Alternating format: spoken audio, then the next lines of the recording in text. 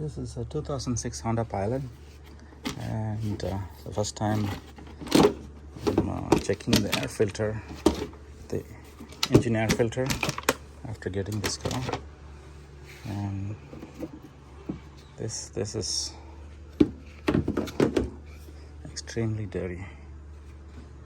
And here's the new one from Bosch. Know the difference.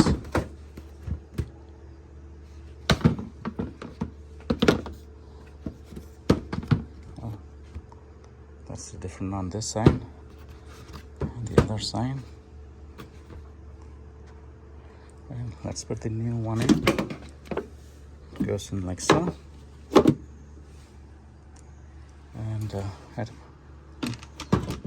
screw that on. That's it. It's a pretty simple procedure.